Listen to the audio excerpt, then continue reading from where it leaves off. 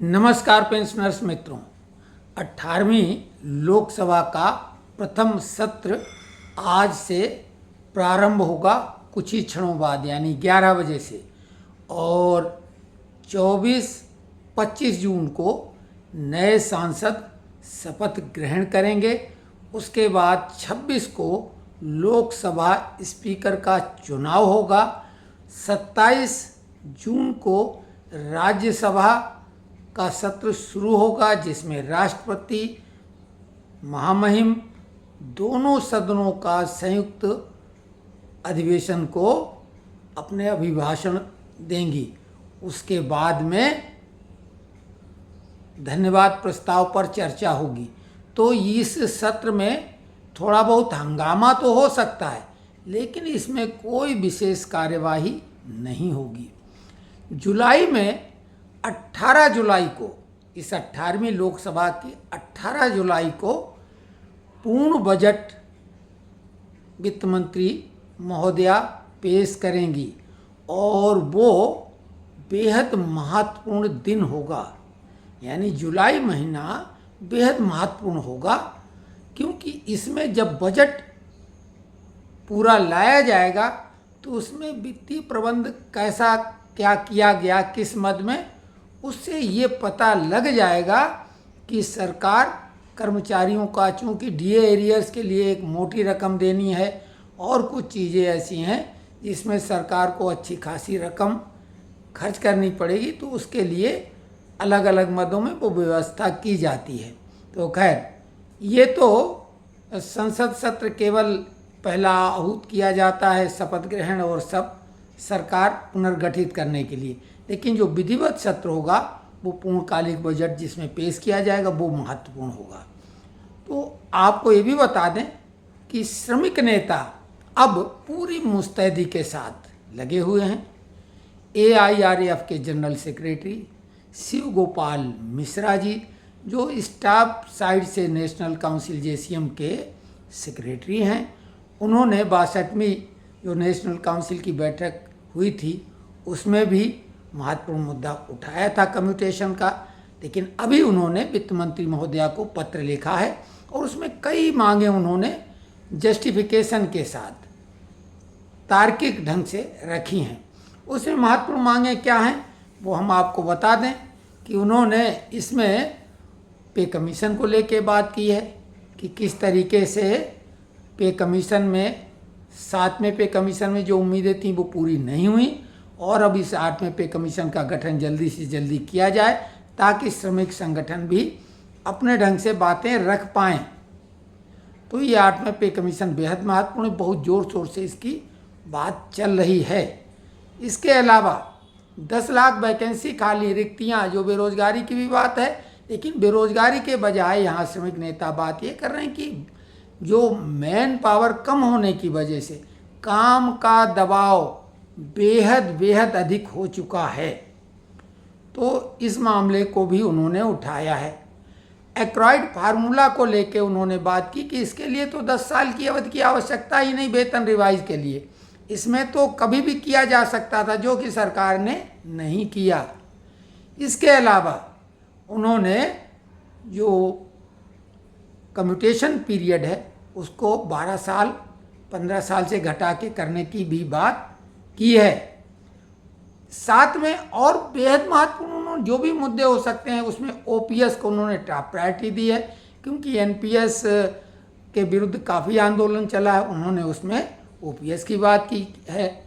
साथ में टैक्स का जो मामला है, सीनियर सिटीजन का और एम्प्लॉयज़ का, वो भी मामला उन्होंने उठाया। तो कई उन्होंने मुद्दे उठाए। इसके अलावा AIDF के जनरल सेक्रेटरी श्री कुमार जी ने भी कम्यूटेशन को लेके विधिवत पत्र लिखा है। और आपको मालूम है BMS के जनरल सेक्रेटरी मुकेश सिंह ने भी चुनाव के पहले 18 महीने के DA एरियर को लेके भी लिखा था। तो जो भी श्रमिक संगठन महासंघ हैं उन्होंने अपना काम करना शुरू कर दिया है, जो कि बेहद आवश्यक था। इसके अलावा आपको हम बता दें कि महंगाई 3% हमने तो बहुत पहले बोला था, जबकि लोगों ने कोशिश की थी कि मजाक उड़ाने का, खिल्ली उड़ाने का, कि अभी कहाँ से आपको पता लग गया? तो अभी भी हम वही बोल रहे हैं और अब कई लोग बोलने लगे कि 3% ही बढ़ेगी। कुछ लोग अभी भी 4-5 भी बोल रहे हैं, लेकिन 3% अब कई लोग मानने लगे हैं। हम आपको आज आईडीए के बारे में भी बता देते हैं। आईडीए और सीडीए, जो इंडस्ट्रियल डियरनेस अलाउंस और सेंट्रल डियरनेस अलाउंस, ये पीएसयू के कर्मचारियों के लिए होता है और उनको ऑप्शन दिया गया था कि 2007 वाले फार्मूले में, जो कि सीडीए फार्मूला, उसमें रहोगे, या आईडीए इंडस्ट्रियल डियरनेस अलाउंस वाले फार्मूले में 2017 वाले में रहोगे। तो दो तरह का डीए फार्मूला पीएसयू में, यानी पब्लिक सेक्टर अंडरटेकिंग में चल रहा है। और आपको आश्चर्य होगा कि जनवरी में 0.1% माइनस हो गया था डीए। आपने तो अभी महंगाई का रोना और ये सुन रहे हैं कर्मचारी, मतलब नेताओं के द्वारा, लेकिन जनवरी में 0.1% आईडीए कम हो गया था। लेकिन चलिए, एक प्रसन्नता की बात है कि अभी अप्रैल से, जो कि इस महीने के वेतन में लग के मिलेगा, वो 0.6% आईडीए बढ़ के मिलेगा। यानी महंगाई भत्ता उनको 44.3%, यानी पहले जो 43.7% था, उसमें 0.6% की वृद्धि होके मिलेगा। वहीं सीडीए वालों को 1.4% बढ़ के मिलेगा। अब ये फार्मूले अलग अलग हैं। हम लोगों का डीए जो रहता है सेंट्रल गवर्नमेंट वालों का, वो अलग फार्मूला है। आईडीए के दो फार्मूले हैं, आईडीए और सीडीए। सीडीए 2007 वालों का है। 2017, क्योंकि ये ऑप्शन मांगा गया था, जिन्होंने पुराने फार्मूले में रहना पसंद किया था तो उनका अलग फार्मूला है, नया फार्मूला अलग है। तो 3 तरह का डियरनेस अलाउंस तो यहीं पे चल रहा है। तो ये तो हो गया इन मुद्दों की बात। जितने भी महत्वपूर्ण मुद्दे हैं, हमारे श्रमिक लोग लगे हुए हैं। हम लोगों को सोशल मीडिया प्लेटफॉर्म पर जोर शोर से बात उठाना चाहिए, ताकि हमारे श्रमिक जो नेता हैं उन तक बात पहुँचे, और जनप्रतिनिधि यानी लोकसभा और राज्यसभा के जो सांसद हैं उन तक भी हमारी बात पहुँचे, या पर्सनली हम लोग अपना पेंशनर्स ग्रुप लेके उनसे मिलें, तो हम लोगों की बात वो भी राज्यसभा और लोकसभा में उठाएंगे। जैसे कि रामनाथ ठाकुर जी ने मांग उठाई थी 8वें पे कमीशन को लेके चुनाव के पहले। अब कमेंट्स की बात कर लेते हैं। राम बाबू जी जो हैं, उन्होंने हमारी स्वास्थ्य की चिंता की। कल बेहद दिक्कत में थे, पूरे दिन भर दिक्कत में रहे, और जो हम पिछली रात सो नहीं पाए थे दिक्कत की वजह से, लेकिन हमने कहा चलिए एक वीडियो बनाते, मन हल्का होगा। लेकिन पूरे दिन भर बहुत दिक्कत रही। कल थोड़ी राहत रही, और आज काफ़ी हद तक आप लोगों का जो शुभकामनाओं का असर है, हमें लगता है वही है। राम बाबू जी, आप जैसे लोग जो शुभकामनाएं करते हैं उसका असर है। आज हम काफ़ी ठीक महसूस कर रहे हैं, पूरी तरह से तो नहीं, लेकिन काफ़ी ठीक। हमारे नामा राशि हैं चंद्रहास गिरोटी जी, वो उन्होंने एक मुद्दा उठाया था, पुनः उन्होंने लिखा कि 79+ वालों को क्या कार्रवाई चल रही, यानी वो चाहते हैं कि अब क्या करें। तो 79+ का गुवाहाटी और चेन्नई हाई कोर्ट का फैसला हो चुका था कि 79+ वालों को 20% पेंशन वृद्धि मिलेगी। लेकिन अभी 80+ वालों को ही पेंशन, जिस महीने में वो 80 साल पूरे करते हैं उसी महीने से 20% बढ़ के मिलने लगती है। 79+ केवल जजों पे लागू हो गया, कोर्ट का फैसला हुआ और उन्होंने लागू कर लिया। अब इसके लिए कोर्ट में लोग जा रहे हैं। अगर 79+ वाले आप हैं तो कोर्ट में जाएं, नहीं तो 1 साल का मामला खटाई में पड़ जाएगा। कोर्ट में चले जाएंगे तो ये पूरी उम्मीद है कि 1 साल वाला ये भी लाभ मिल जाएगा, क्योंकि कोर्ट में जाते हैं उन्हीं को सरकार देती है। तो 79+ है, तो अगर ग्रुप बन जाए तो आप चले जाएं। अगर आप सेंट्रल गवर्नमेंट के हैं तो कैट में, और अगर राज्य सरकार के हैं तो हाई कोर्ट में, अपने जुरिसडिक्शन वाले में।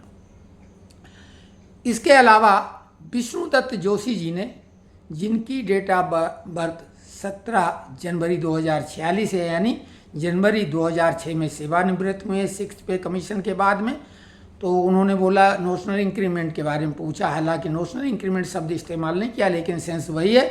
तो जोशी जी, जनवरी वाले को नहीं मिलेगा, क्योंकि जून में 6वें पे कमीशन के बाद में जुलाई से इंक्रीमेंट मिलता था। यानी जून में जो सेवानिवृत्त हुए हैं 6वें पे कमीशन वाले, वो सारे लोग हकदार हैं। सरकार अपनी तरफ से घोषणा आगे चल के संभवतः कर सकती है, लेकिन अभी तक तो जो कोर्ट में गए हैं वही जीते हैं, और जो नहीं गए हैं वो कोर्ट में अभी भी जा सकते हैं। सेंट्रल गवर्नमेंट वाले कैट में और स्टेट गवर्नमेंट वाले हाई कोर्ट में। 7th पे कमीशन में जो लोग जनवरी से इंक्रीमेंट जिनका लगने वाला था वो दिसंबर में रिटायर हो गया, जिनको जुलाई में इंक्रीमेंट मिलने वाला था जून में रिटायर हो गए, क्योंकि 7th पे कमीशन में 2 बार इंक्रीमेंट मिल रहा था, तो वो लोग हकदार हैं, उनके लिए भी वही बात है। इसके अलावा चंद्र प्रकाश सिंह जी ने जो बात कही है, अब बात कहने का अधिकार, लेकिन बड़े सलीके तरीके से कहा कि मोदी जी 18 महीने का DA एरियर नहीं देने वाले हैं, जो उनको वोट देते हैं उनके फायदे की वो बात नहीं करते हैं। अभी उनके भाव हो सकते हैं और सही भी हो सकते हैं, इस पर हम कोई टिप्पणी नहीं कर पाएंगे, क्योंकि ये बड़े लेवल की बात उन्होंने कही, सीधे प्रधानमंत्री लेवल के, अपने लेवल के बाहर की बात है। अब वो तो वक्त बताएगा कि वो क्या देंगे क्या नहीं देंगे। वैसे हम तो उम्मीद रखते हैं और उम्मीद रखना भी चाहिए, निराशावादी नहीं बनना चाहिए।